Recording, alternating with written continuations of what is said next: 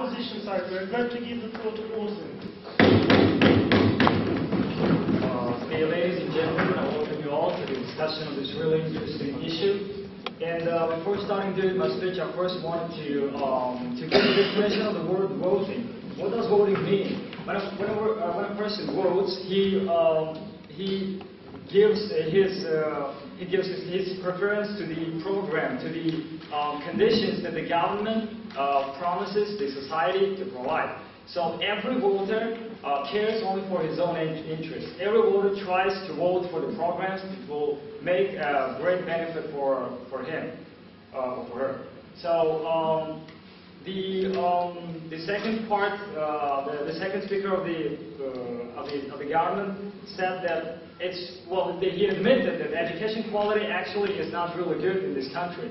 But also he has to take into consideration the amount of people who study.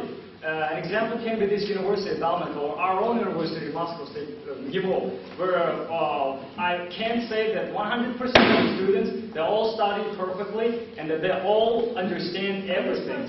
I'm sure that it's not the majority, but the minority in MGIMO, in this university. Other universities are stupid. They're not studying. They just have a lot of money. Their fathers have a lot of money, and they are doing all their best to get their degree, their C and D marks, and that's of course minority. And other universities, and if we collect all this minority, it's going to be a majority.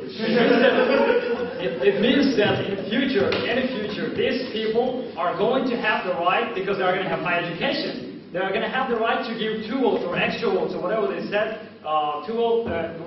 when there are elections. It means that those people who studied for the money of their fathers and have nothing in their heads are going to have a right to give more vote for the candidate who is probably not eligible or at all competent. And I want to go on. No, thank you. Later. I want to go on with the. Neither the first government or the second government did not clarify who exactly. Well, they said educated people, but who exactly are going to get this right? I mean, educated people, that can be later. Those can be people who have a degree in chemistry, in biology, in I don't know, in other sciences, in aero or something else. That and they won't. There is a probability. I mean, there is a bigger probability that they won't understand anything. They don't understand anything in politics, but they know their own sphere perfectly. And you are giving these people the right to give 2 votes, extra votes in the elections later. So again, those can be people who don't understand, who have not studied political science, but know only biology and they know their own sphere perfectly. And I'm not saying that those people are not educated. I mean, they are great. There are people that we have to follow, but they probably don't have enough knowledge about the politics, about what's going on in the country later. And I want to go on with another argument of the case. Actually, this case extension consists of many arguments. So, personal interest. So that can be a person who votes, or this group of people who have high education will probably, for example, this group may support the social programs of the country. And for example, if the party is promising, I don't know, to double or triple their pensions, probably a son of a pensioner who doesn't have high education will go and vote for them. While simple people who don't have high education and have different interests will not be able to realize, or will not be able to have to have their requirements. That's a pure example of discriminational policy of the government. What is discrimination? It's splitting the society into different classes by status symbols. So a person does not have education, you are placing them into a class that won't have equal rights in voting. Later.